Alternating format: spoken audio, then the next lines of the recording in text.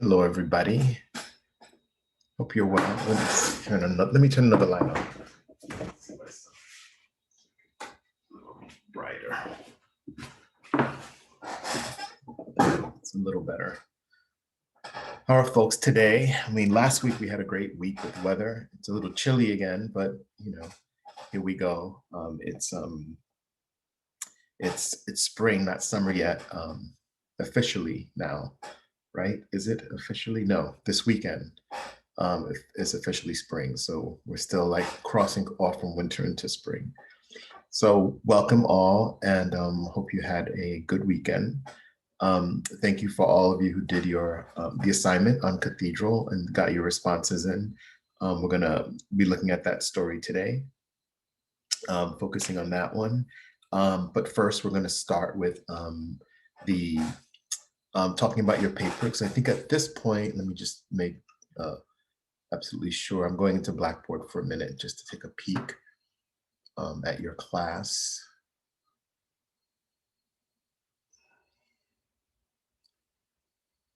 Let's see, here we go.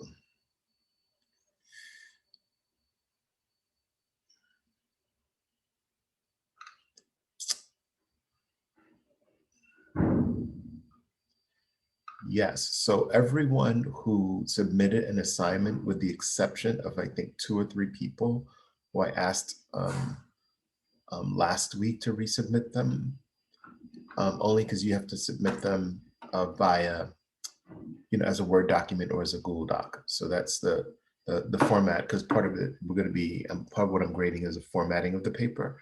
So, but anybody who submitted the papers correctly has gotten I've graded. Some of you had trouble with accessing the paper. So let's, I'm going to talk a little bit about that. And then I'm going to talk about the paper, and I'm going to talk about formatting, and then we'll create space if any of you have questions after having looked at the paper. Let me know. Okay. So yeah, just as with another assignment, what I've been doing is I take your assignments and I grade them in Google Docs, because it allows me to make comments, to make suggestions, to suggest the corrections, share links, and give explanations for some of the grammar things. So some of you who have had access are probably experiencing that. And it's really a conversation on the page. And at the end of it, I do a comment. Like, if it was a good paper, I tell you why it was good. Like if the structure was good, etc. The organization was good. The examples were strong and well supported and well discussed. That it had the intro, a body, and a conclusion. Some papers didn't have conclusions. That the thesis statement is clear in the introductory paragraph. So all of those things are the things that I'm looking for, in addition to your grammar and making sure that you have an understanding of the poem or the poems that you're discussing. So all of those things are contributing to the grade. Now I'm just having a thought, and I'm going to see if I can find it before class, and I'll share it. But if not, I'll upload it. But basically, there's a what they call a rubric, and a rubric is kind of like this chart that has this main areas that are being looked at, or if your paper is being evaluated at, and then like what constitutes a grade, an A, what constitutes a B, a C. Sometimes students may find that not very clear, because sometimes it says an excellent job of doing this, an adequate job of doing this, a good job of doing this, an unsatisfactory job of doing this. And those terms may not be very clear without the specifics around it.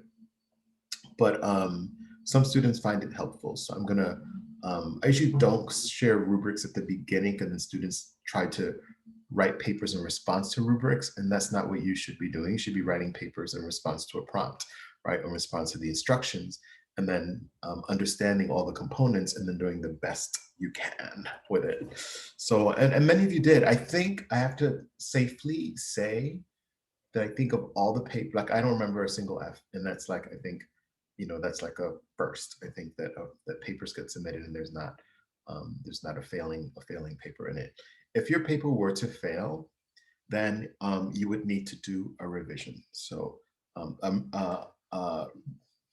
I'm going to say a mandatory, but I can't, you know, but a strongly suggested revision. If you ever get an F, you should revise that paper. You shouldn't be thinking whether or not you revise it. You should revise it.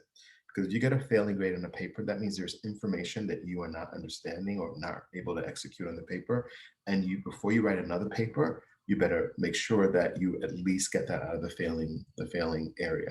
But that's not the case with anybody so far, so we don't have that. But I mention it in case that does come up throughout the semester. So I'm going to say that. Second thing, since I'm speaking about the term revision, I want to talk about revision. So revising a paper means that you've given a paper to your professor, me in this case. The professor has written comments on it. And then and a revision means that you would fix it, you would revise it, you would make it stronger, right? That would be a revision. Now, you're not required to do a revision of every paper. It's a good idea to look at it and make sure that you understand it. And if you want to make a revision, you can, like just for your practice. But a revision to improve your grade is a different exercise, right? Same exercise, but different understanding. So in this class, you've just done your fiction essay. You're going to do, your poetry essay. At the end of this fiction section, you're going to write a fiction essay, right? When you write the fiction essay, so let me just pause a minute because I'm letting a classmate in. So I'm talking, now I'm talking about revising your papers and revising them for a grade, okay? So when you are working on your, so you just completed your poetry essay, all of you have gotten a grade and my comments. And so now you're gonna write a fiction paper at the end of the fiction section, right? And as we're going on, I'm giving you hints of how you can do it, what you could be thinking about, right? It's not due for another couple of weeks, right? So, but then you're gonna write a fiction essay. I usually recommend that after you write your fiction essay, then you select one of them to submit for revision, to revise the grade, right? So, so let's say you got like a B on your poetry essay, and then you get a or a B plus, let's say, on your fiction essay. You could pick one of them to revise, right? And so that's why I said wait till then. But if you've gotten an F, which nobody in this class has gotten so far, or if you have gotten a D even in that area, I usually recommend that you can revise the paper like right away. And the reason why I say F and I add a D to it as well is because it'd be important for you to understand like how you earned a D on the paper, or specifically an F, so that when you submit the fiction essay, you don't repeat the same errors, right? And you don't get another low grade. So that's why usually now's the time to look at your paper. If you don't understand it, definitely have office hours. Just, normally after this class at 2 o'clock, I have office hours. And so if any of you, I have a student coming today, but from another class, but if you can work office hours after this class, but if not, another time. So if you ever want to just sit with me one-on-one and say, let's go over my paper. And I'm going to start, just so you know, I'm going to say, start with your questions, right? Don't start with explain this to me, I don't understand anything. You're smart, you could read a paper, you could look at it, and you could come into the room, ask any questions, okay?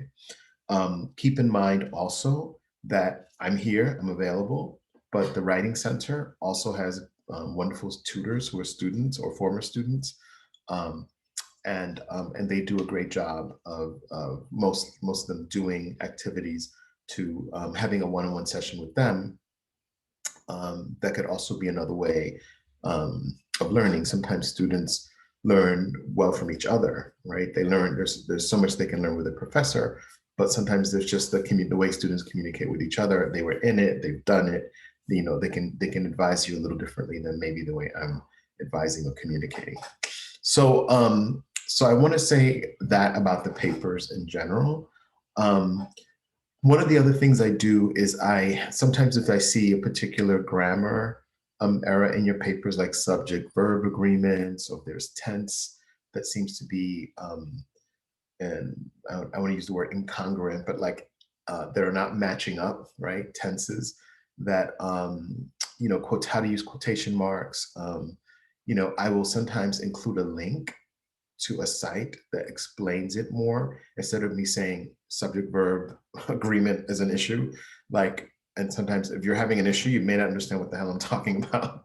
So what I'll do is I'll include a link that has a way more information on it. And it's certainly something that if you say, professor, you told me I have an issue with tense, I have no idea. I even read the website you sent me to. I still don't know what you're talking about. That would be a great opportunity for you to come have an office hour, or for you to go to the writing center and say, my professor's telling me that I have an issue with tenses. Could you sit with me and explain that a little more in depthly? So I want you to understand that part of like what I'm here for, what Ostos is here for, what the writing center is here for, all of these things are opportunities for you to take your writing from whatever level it's at and make it better, right? It may not, you don't have to be like perfect, although that's a good place to reach for, you know, but the idea is that if you can move just a bit, even with each paper, little bit, but get better and better and stronger in your writing, that is what, that is my goal. That's my goal. Of course, I want you all to be A students when you leave the room, when you leave my class.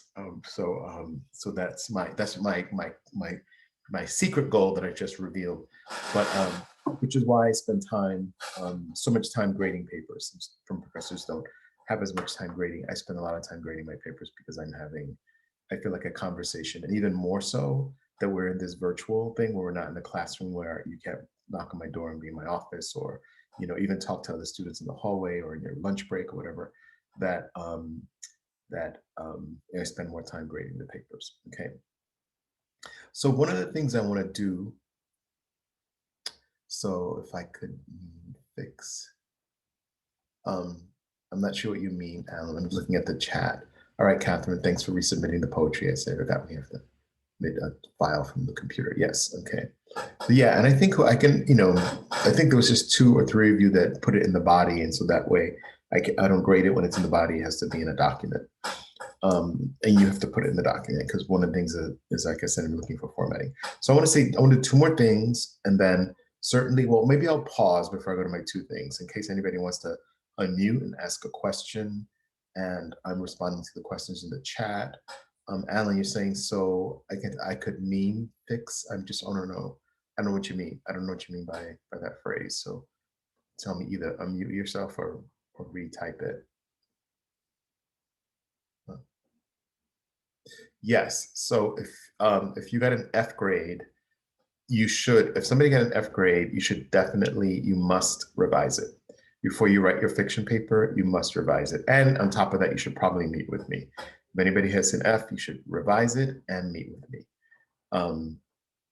And the 2 things is just that we're just really clear, rather than you going ahead and revising it and not being clear.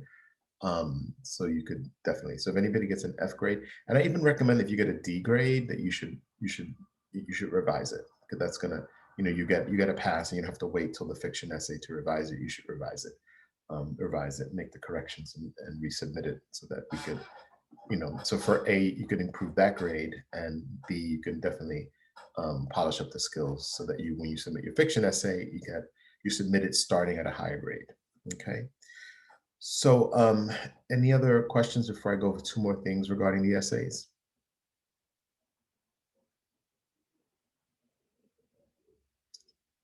So okay, so the next thing, let me see if I could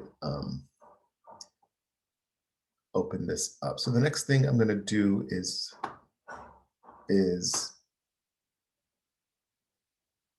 just bear with me one moment. And my computer's acting a little slow today, and I think I might need to just shut it down and restart it after this class. But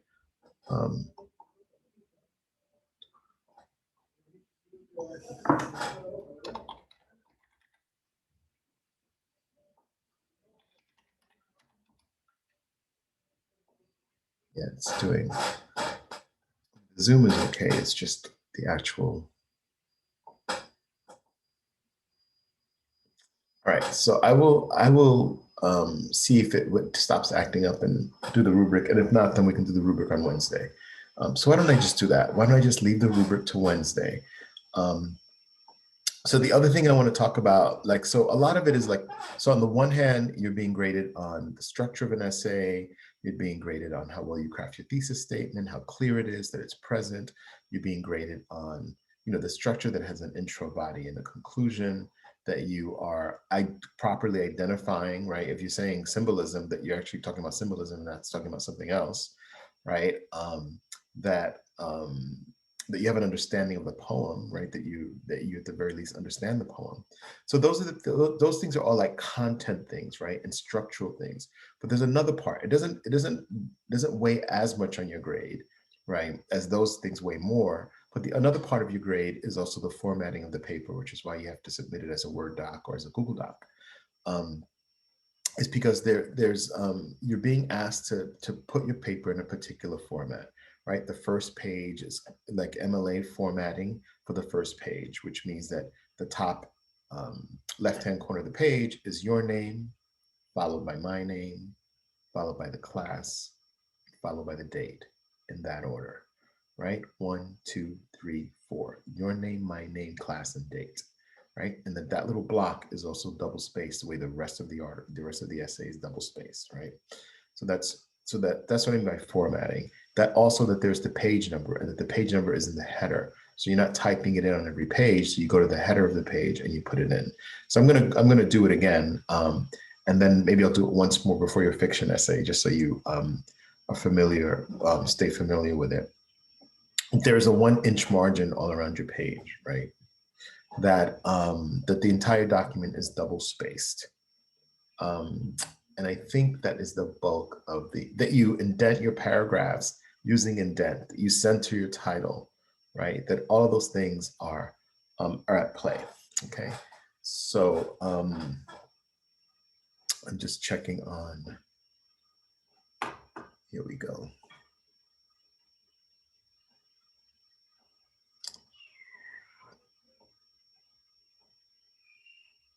Excuse me.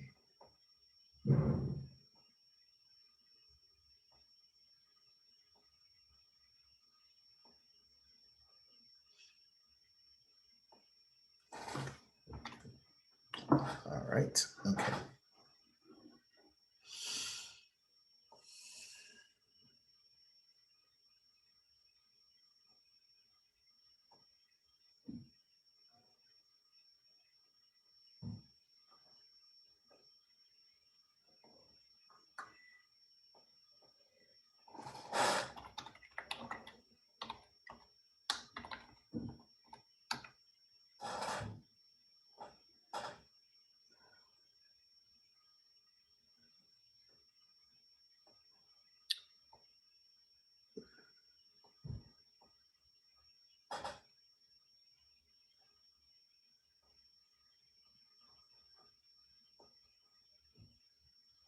Okay, I'm going to share my screen. And so, okay, so Chantel, you're asking, is it only me? So on Blackboard, what you should see is a link, right? And the link should be, let me talk about that before I show you the link. So the link is exclusive to you. That means that technically, if Chantel, if Alan tries to click your link, he wouldn't have access to your paper or to your grade. He needs to have access to it. So you should only have access to it.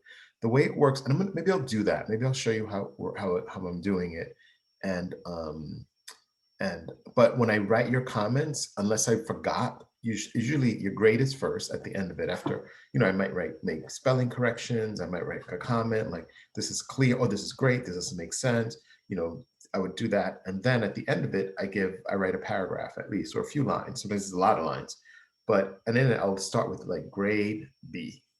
And then I'll say, this paper is strong because, you know, you have a good structure of this, the issues in the papers are, blah, blah, blah. So the grade should be, is that. So if it's not on your paper, then it might be that I may have left it off maybe, or maybe, but I'll take a look at yours before the class is over, okay? But let's go, I'm gonna share my screen and let's take a look at a Google Doc, okay?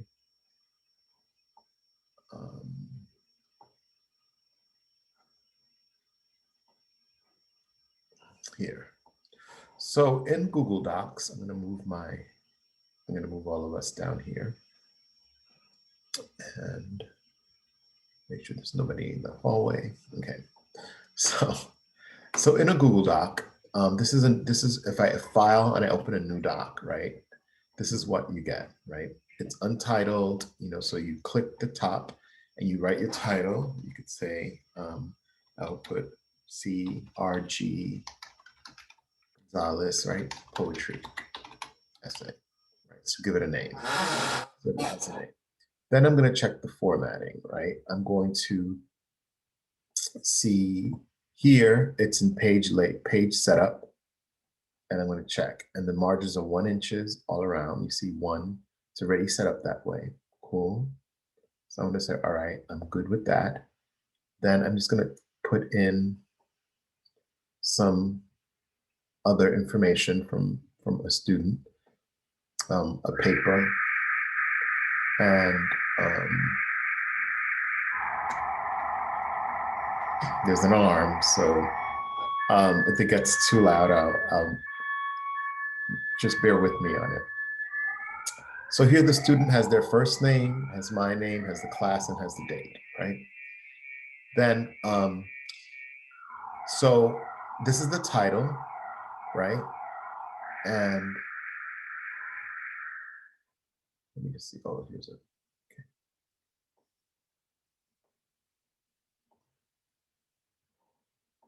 Okay. Okay.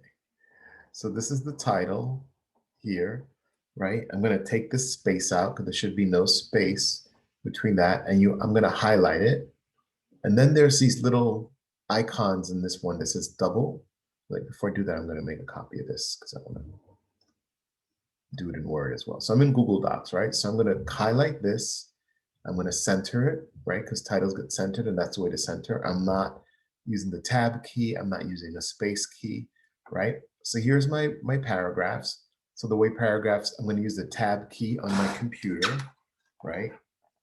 I have my computer here. See that key? It says tab key, usually above that. I'm going to hit the tab key and it's going to indent the paragraph. I'm going to go down here. I'm going to fix that. I'm going to hit that as well. And is there another paragraph? Okay. No, that's what we got so far. Okay. So then the whole document part of your MLA is that it'll be double spaced. So I'm going to highlight everything, right? Format, line spacing, and it's set up at 115, but I'm going to make it double because that's what it's asking. It's double. So now my paper is double spaced. All right, hold on 1 second.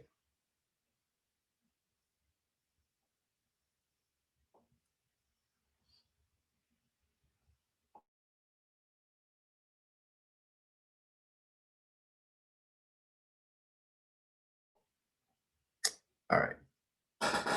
So now the other thing I have to put in is that page number. Now some of you are typing it in, so don't type it in. You need to put it in the header, right? So most word processing programs have a feature, right? This one has it. It's insert and it's page numbers. So you see you have different ways you can insert the page number, but we know it's in the top left, so you can see the picture. Can it make it bigger? No, it can't. So if you go insert page numbers and in the top left, I click it and it automatically puts a page number in there. Now I have to put my last name, and I forget the student's last name is.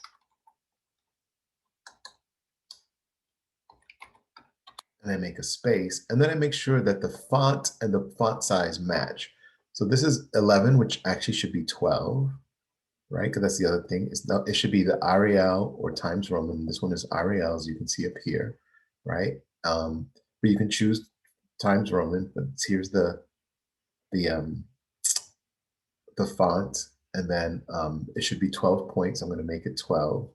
I just increase it here, right? And so I make sure that this up here matches it as well. So that should be 12.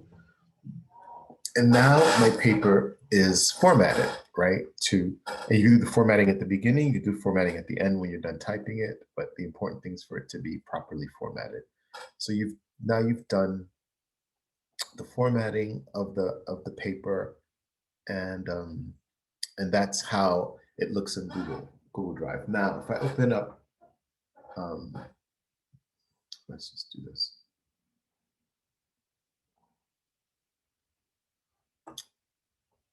Word, let's say a new document.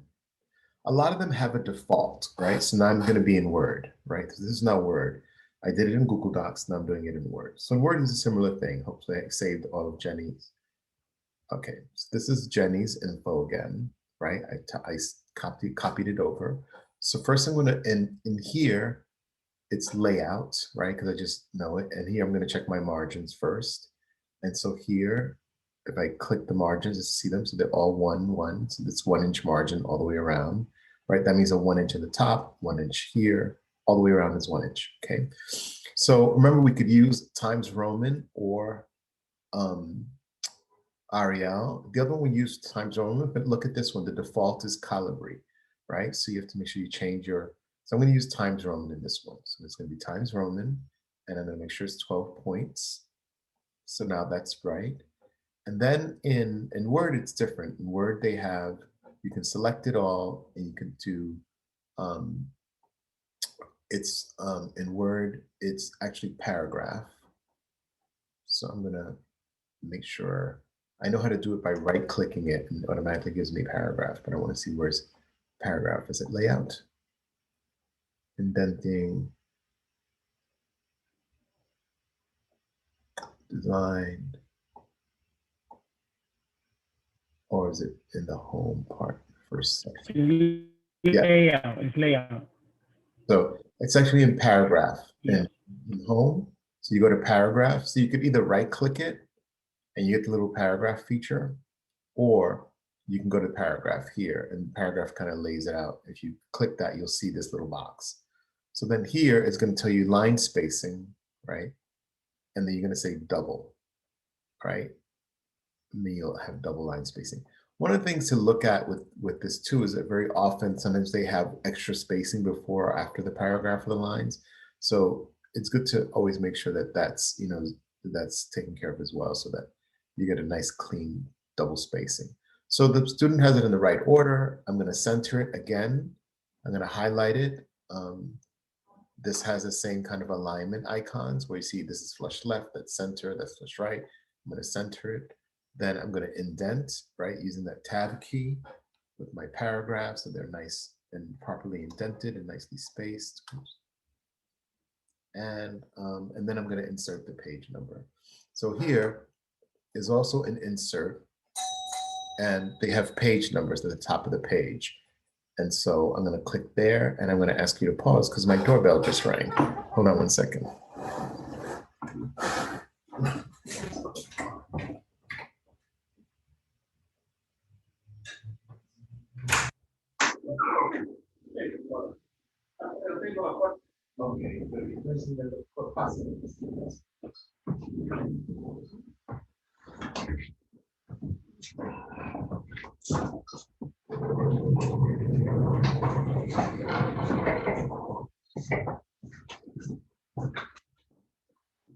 Hear a little noise because they're going to install a door, a cabinet.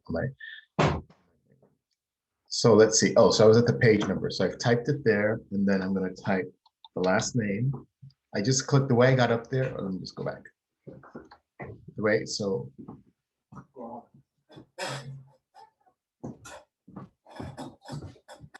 This is this.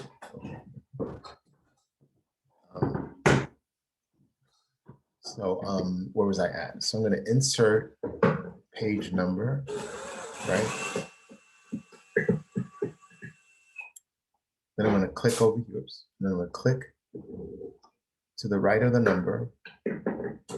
I'm also going to make sure the number is correct on the right font, Times Roman, and then it's 12 point. And then type her name, and there it is, right? And so now this page is formatted. If you notice, it automatically now appears on every page. If she was to type, more stuff and there were more pages, the page number will automatically appear. And the same thing happens in Google Docs, okay? So should you both ways. I'm going to go to Google Docs again.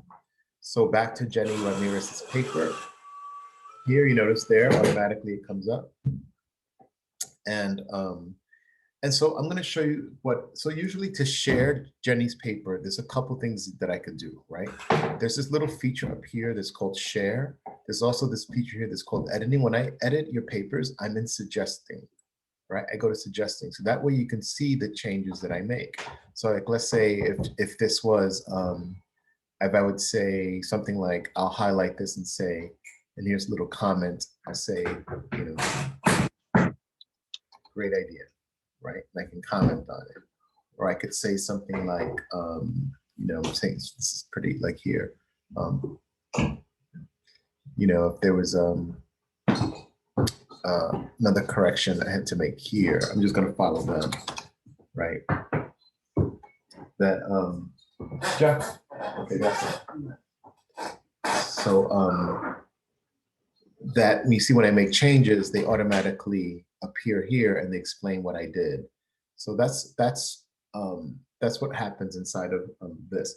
So that's the suggesting. So above it, this is a blue button called share. So what I've been doing is I go into share and it gives me options. So if I can share it with somebody, right? So right now the link is restricted, only people added can open with this link. So normally I would put your names, right? This doesn't look like any of you in this class, but let's say if I was going to share this with Araceli's, right? If that was hers. So I would click her comes in there, and then I hit send. So whatever email I send it to you, whether it's your Ostos email, whether it's your Gmail, whether your Yahoo, whatever email you've given me, once I do this, you're supposed to be able to open it in that email. I know that doesn't always happen because students are asking me like other questions. So then what I do is I copy the link, right? And I copy the link and then I go into your Blackboard and I take a link that links you to this thing. So technically, if the technology works, when I copy the link and you click it and I've allowed you and I've shared it with you, you should be able to open the document. Now, some of you have had trouble opening it and have sent me requests through Gmail or Gmail account. And so then I open it and I give you permission. So that could be the case with who was asking. Somebody earlier in this class was asking, saying they were having trouble accessing their.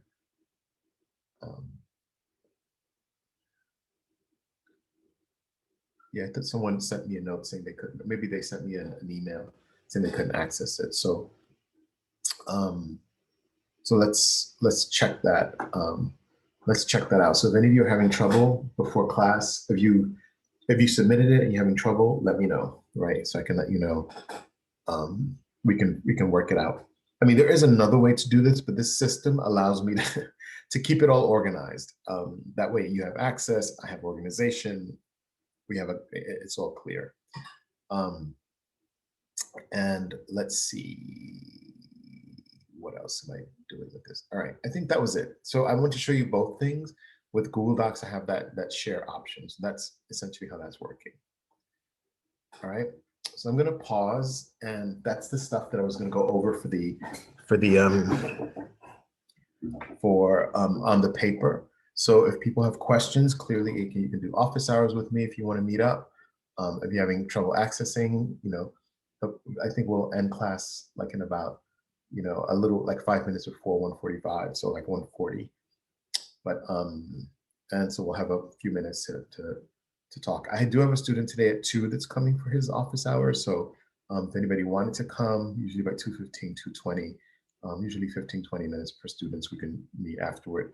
And I'm gonna go till 3 today. And if that time does not work for you, certainly send me an email and we can find a time for us to meet, okay? So let's talk about Cathedral, okay? So let's do what we do, and then I'm going to, well, first, let me, even just before I share my screen or any of that. So any impressions, any thoughts that, did you like it? Did you understand it? Any of you confused? What are any of your thoughts about Cathedral? You can unmute or you can put it in the chat.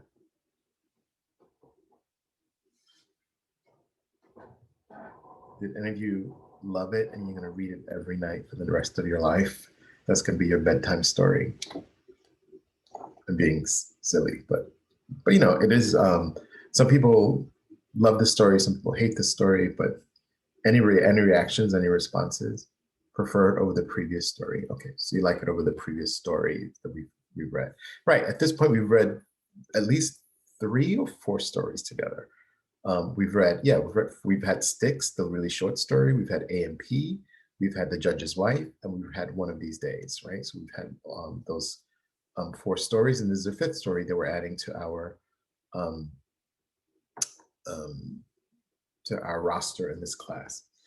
All right, so if there's no reactions other than one person preferring it over the other, I will assume that I can go on.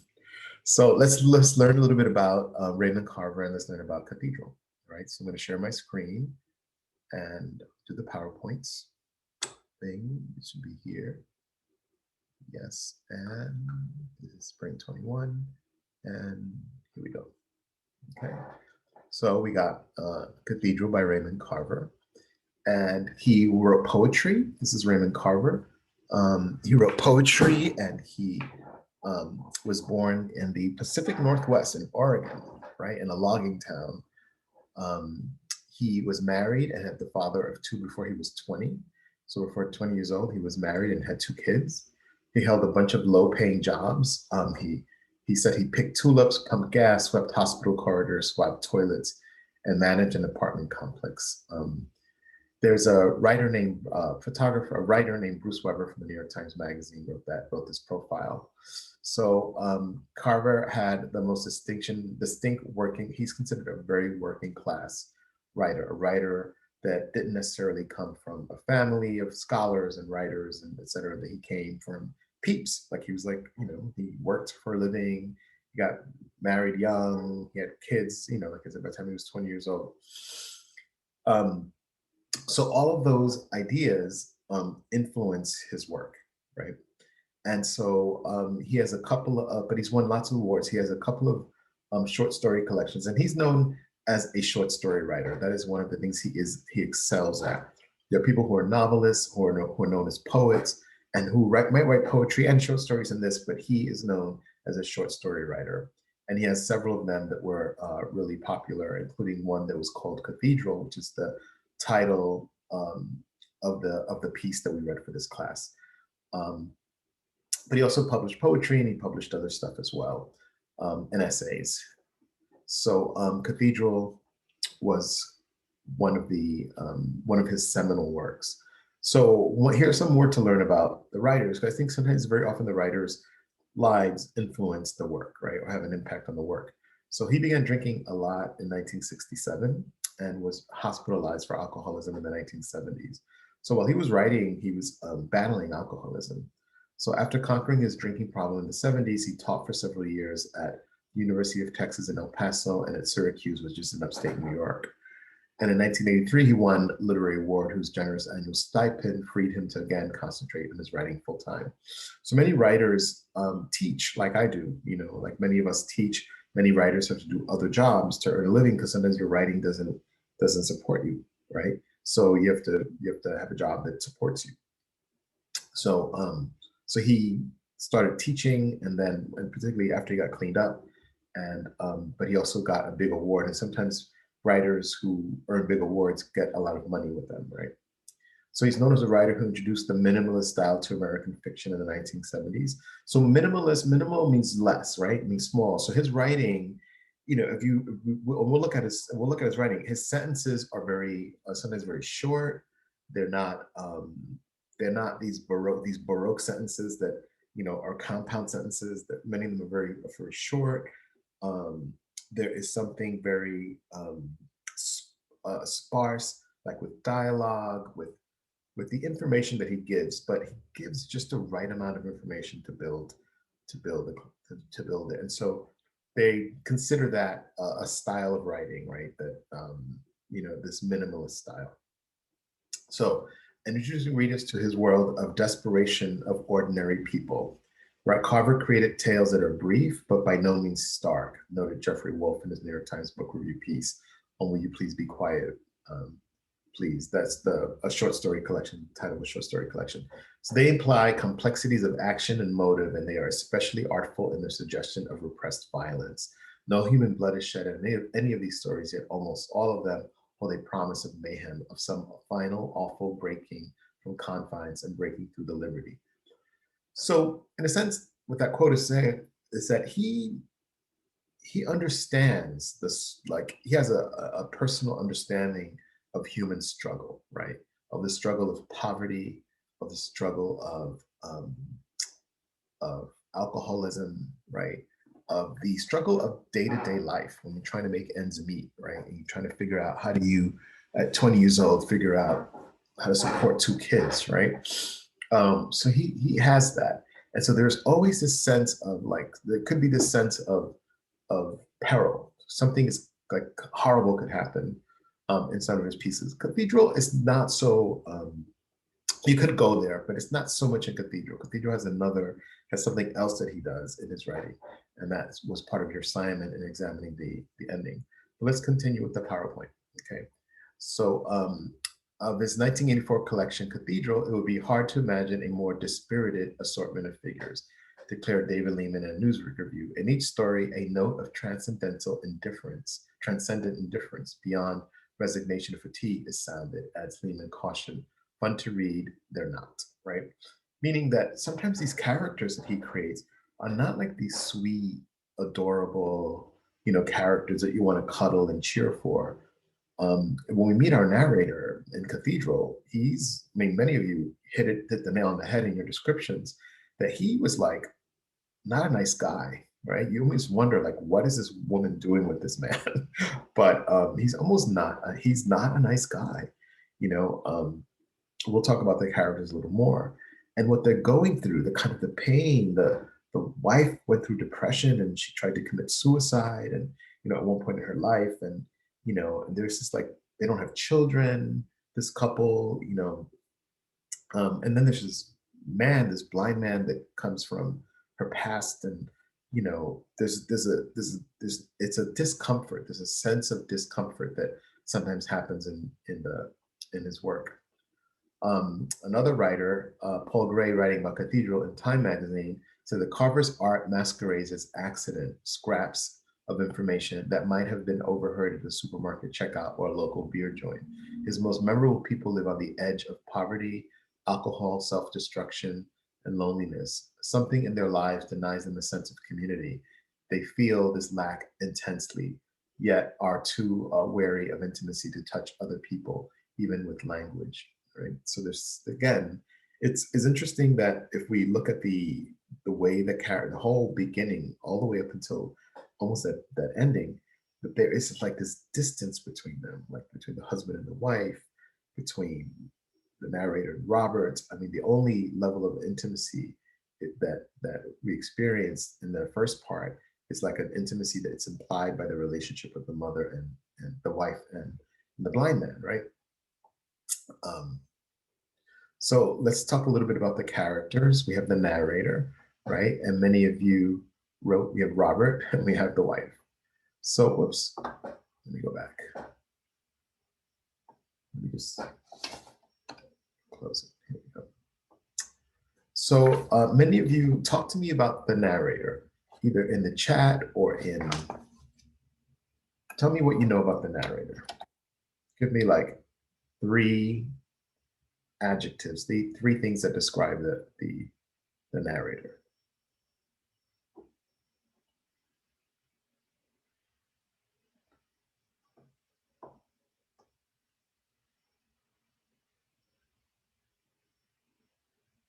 So I know you know, because many of you wrote your Ignorant.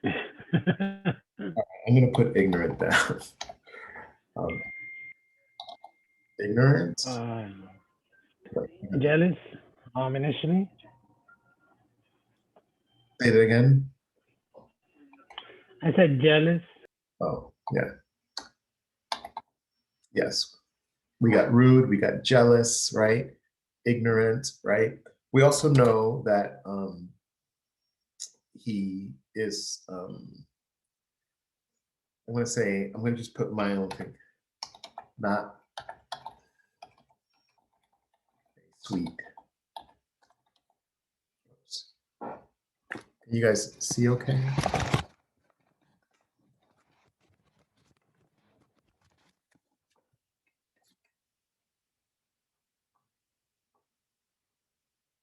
Is everybody okay? My computer went a little crazy.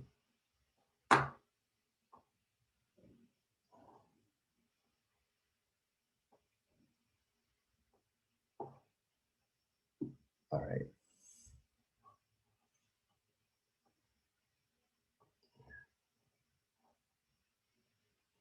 Yeah, I apologize. My computer just went a little crazy, but here we go.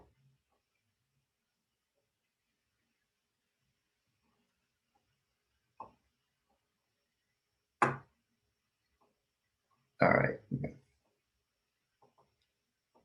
And then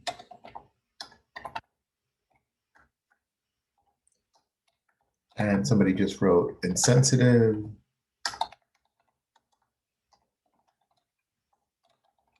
close-minded, right? Those are all good descriptors of of our narrator. What about Robert, the blind man? How would you describe him? Open-minded, nice, lonely, Caring.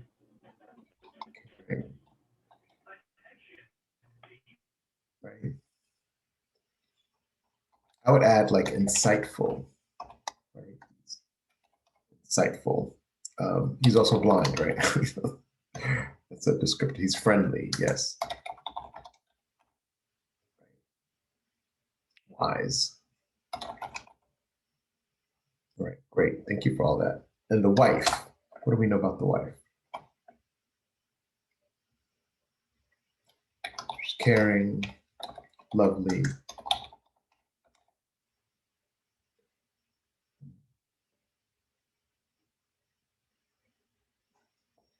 She's also, yeah, she's a writer, right? Right. She writes specifically poetry.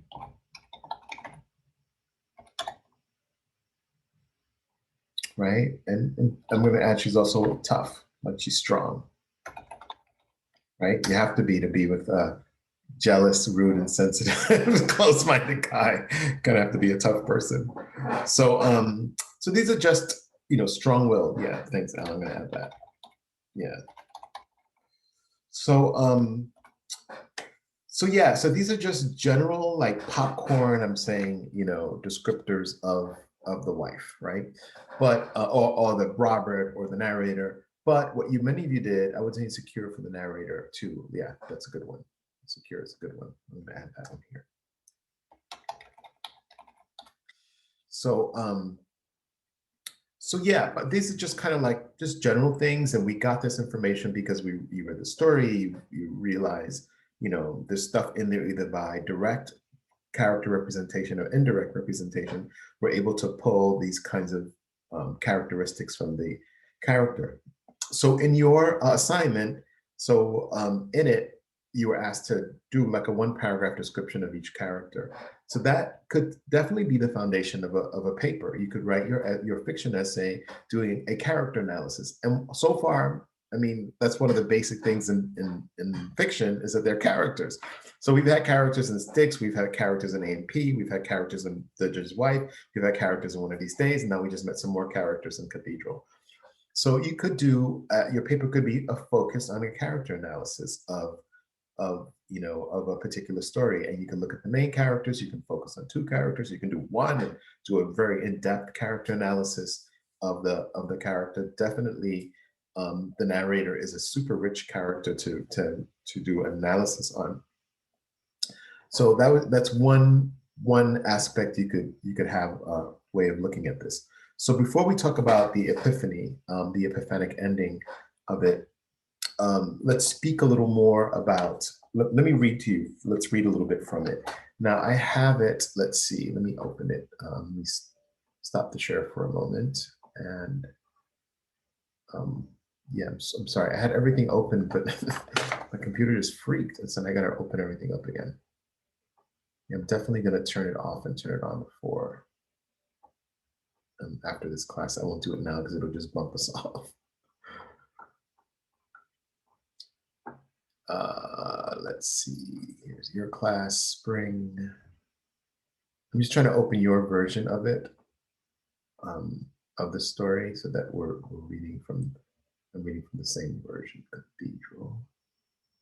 Here we go. And bear with me one more time.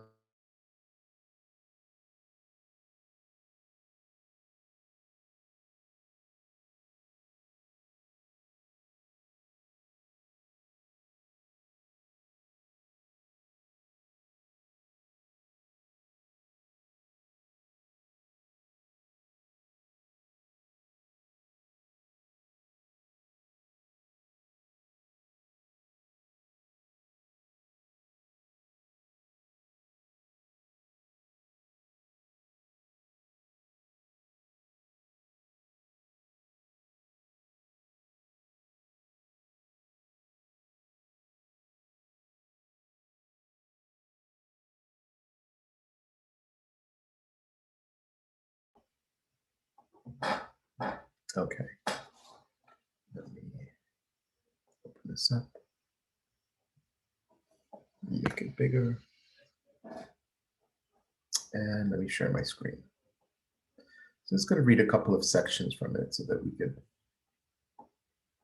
right? Okay, I'm going to read a little, just the first paragraph, right, to see how Raymond Carver starts this story.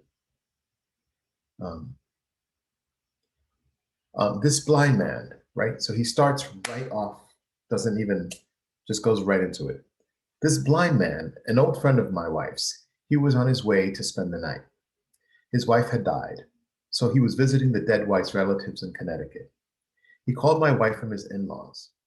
Arrangements were made. He would come by train, a 5-hour trip, and my wife would meet him at the station. She hadn't seen him since she worked for him one summer in Seattle 10 years ago, but she and the blind man had kept in touch. They made tapes and mailed them back and forth. I wasn't enthusiastic about his visit. He was no one I knew, and his being blind bothered me. My idea of blindness came from the movies. In the movies, the blind moved slowly and never laughed. Sometimes they were led by seeing eye dogs. A blind man in my house was not something I looked forward to. So I want to point out also, if you see these short phrases and short sentences, the blind man, an old friend of my wife's, he was on his way to spend the night, right? His wife had died, period. So he was visiting the dead wife's relatives in Connecticut, period. He called my wife from the in-laws, period. So in the first almost couple of lines, it's like 3 or 4 sentences in that line. So they're very short. So sometimes that helps the pacing of a story, right? It's very matter of fact, the way in which he's writing. He's giving you information, right? Doing the exposition. So you learn a lot about him by the way he's talking, by the fact that he refers him as this blind man. Like you immediately learn so much about this character in the first paragraph of it. You learn about the history, you learn about the backstory, you learn he has a wife, you learn about the relationship that wife has had with this person. And let me get the chat.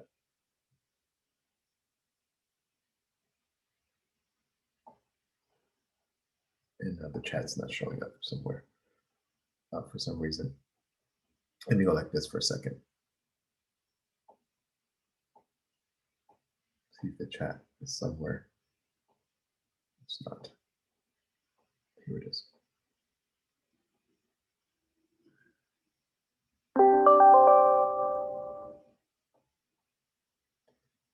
Sounds intolerant. Okay. Yes, you could do a comparison if that's a comment from talking about the previous thing. Okay, let's go back to the story. Okay, so just to point that out, you learn a lot right in the beginning of this story. But if you read the story, one of the things that they do, right? I think it even happens in the next paragraph. She talks more about it, right? He says,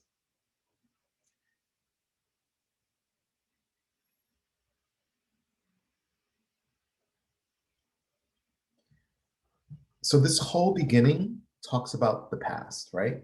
The summer in Seattle, right? Her working with the blind man. There's that moment where the blind man wants to see her and decides and asks if he could touch her face, and how intimate that act is to be touching another person's face, right? But that's one of the ways in which he sees. He talks about his wife's depression, how she tried to commit suicide in it. So he kind of sets up this whole history in that section. So now I'm going to go here at the bottom of this page and read a little more. And this is him talking to his wife. From what you've said about him, I can only conclude, but we were interrupted by a knock at the door, right? Something, and we didn't ever get back to the tape. This is talking about the past. So now he's saying, now the same blind man was coming to sleep in my house.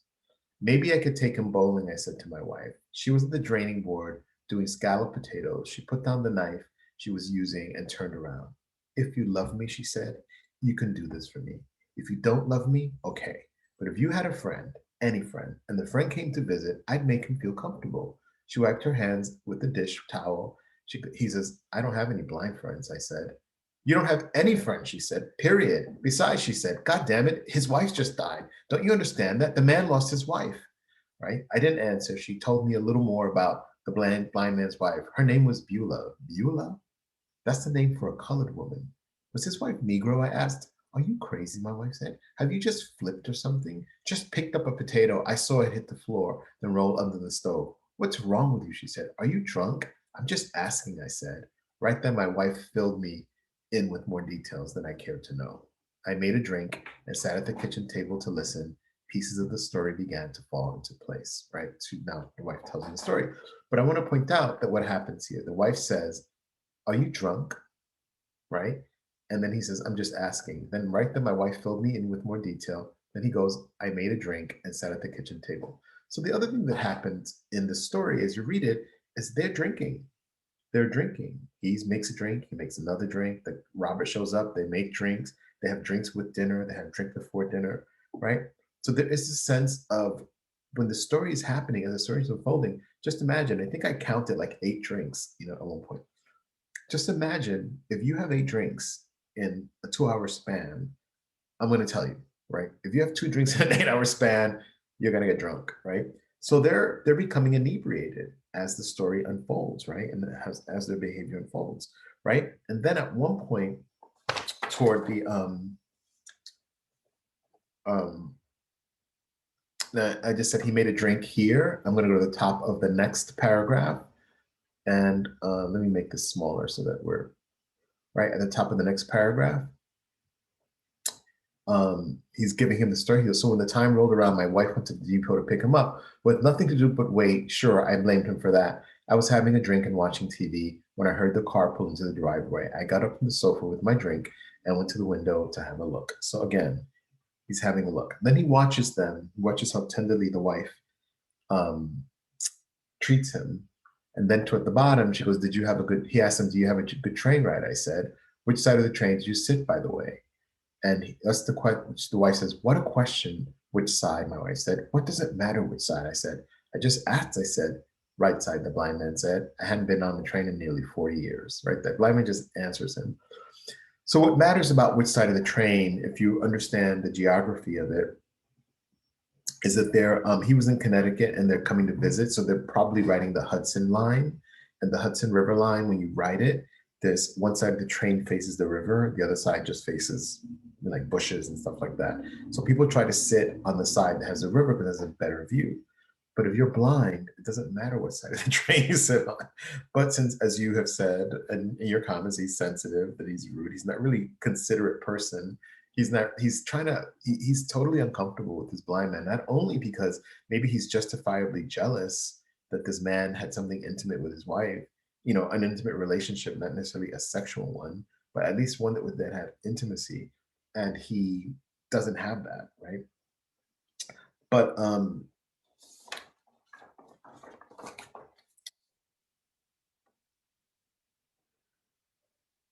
so they have dinner.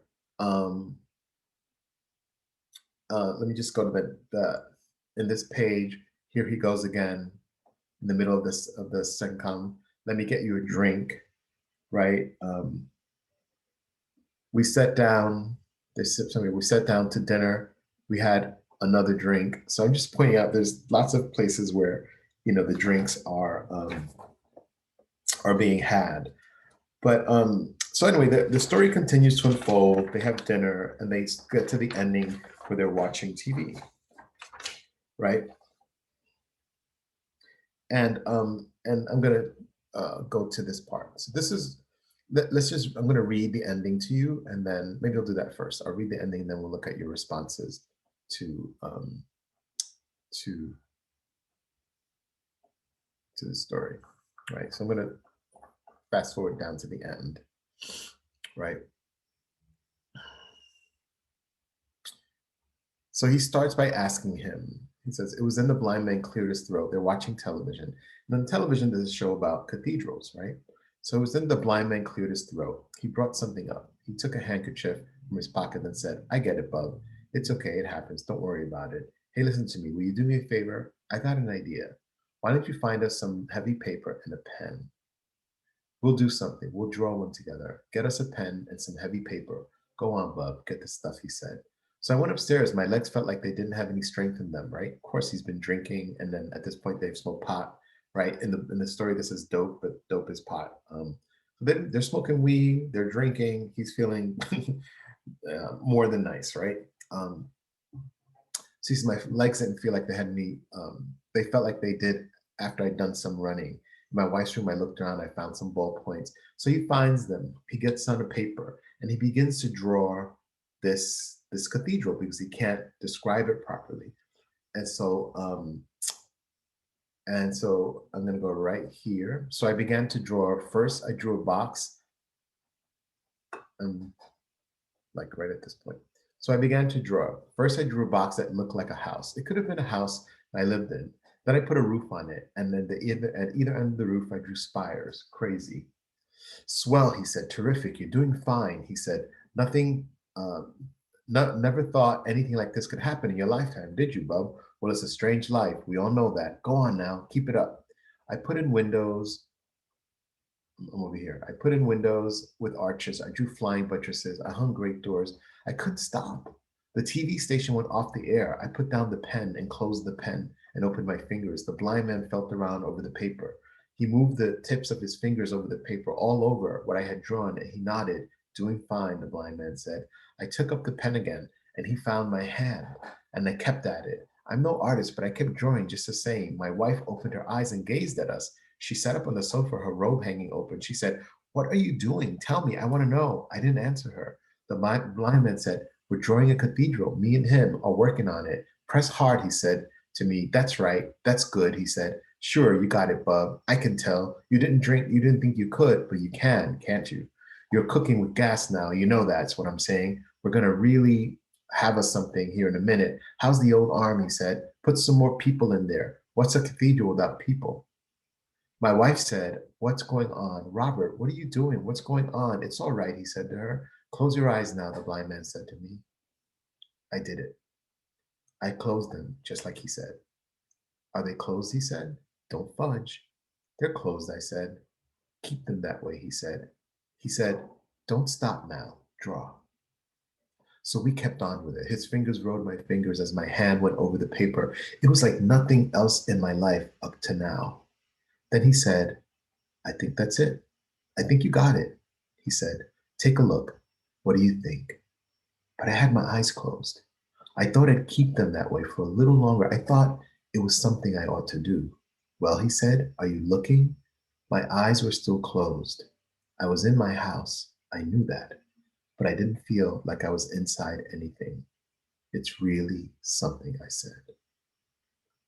So in your assignment, it was looking at this ending, the idea of an epiphanic ending, an epiphany, something that happens as a realization at the end of a story with a character, very like this one, who was an asshole, excuse me, or jerk, or insensitive, or on any other adjectives, who was closed-minded, right? Who had all these ideas about blind people, right? And has this experience with this blind man that actually opens up his eye, right? That he gets to see in a different way. And many of you, hear your responses to the to the story, the epiphanic ending. And when all of you did such a great job responding to it and identifying the epiphany. It says he judged Robert for being blind when he was blind himself. You can stay connect. You can stay connected and see the world in a way that even when blind, right? So that he judged Robert for being blind and when he was blind himself. So this whole idea, this parallel that Carver is playing with how you see, like what is blindness, right? Blindness is sight, but sight is only not what you see with your eyes, it's what you see with your heart, it's what you see with your mind, right? Next one, he realized that eyesight was not the faculty that allowed one to see and perceive, and consequently his judgment of Robert was not only unfair, but also a sign that his perception had been very limited, right? Another great response. When the narrator draws a cathedral with Robert and closes his eyes, he has an epiphany during which he can truly see for the first time. He has come to a connection that he never experienced with himself. It's got split. Once again, he closes his eyes, it hits him. He was able to put himself in Robert's shoes and embrace the feeling without having to look at the picture that both of him and Robert drew. He has come to a connection that he never experienced with himself.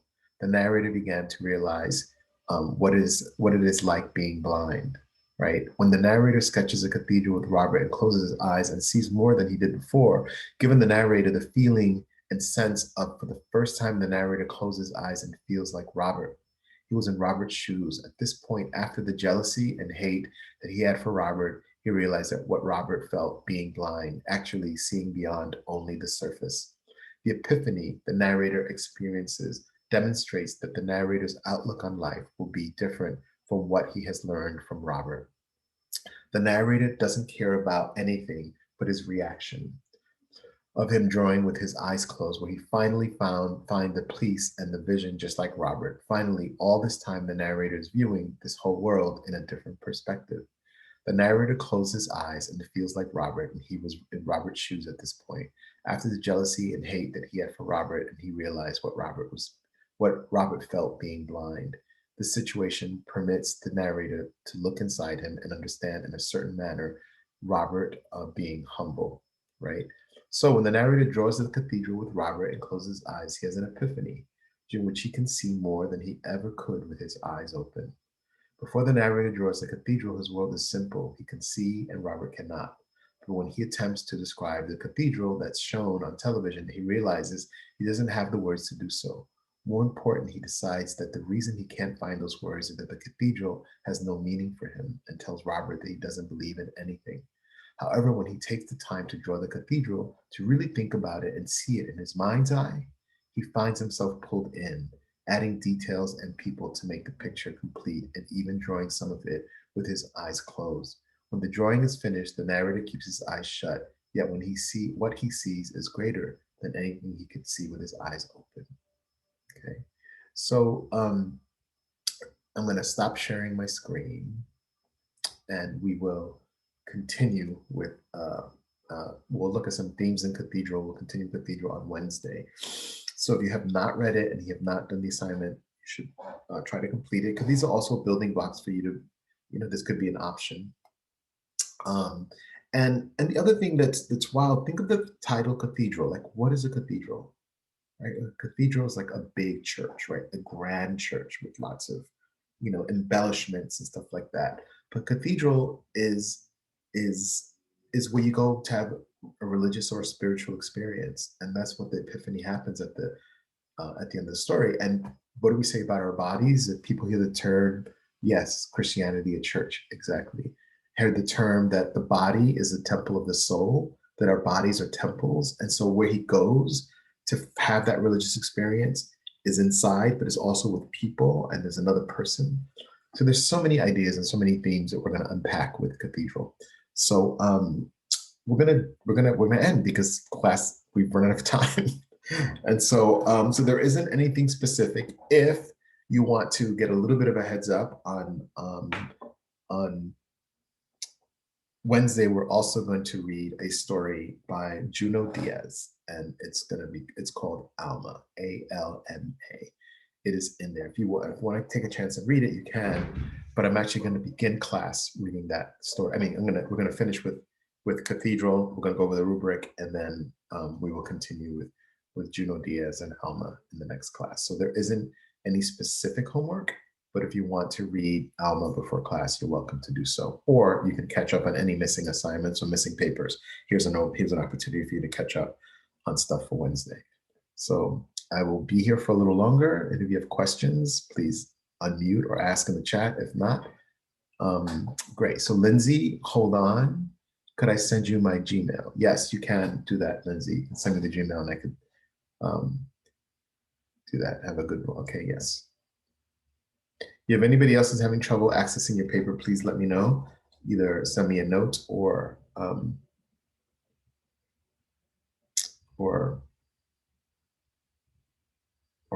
write to me or let me know now.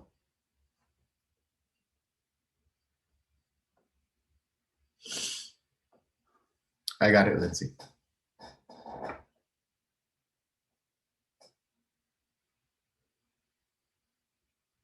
All right, take care. Seeing you all. Saying have a good day. You too.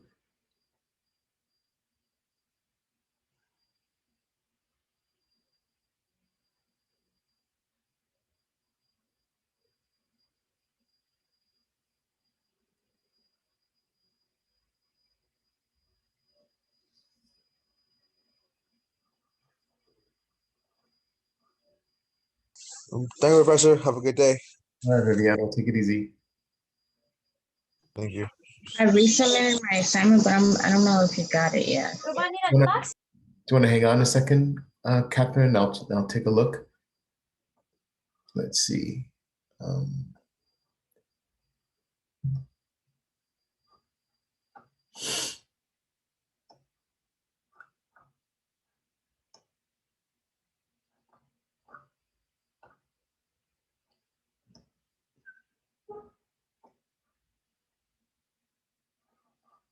I got it.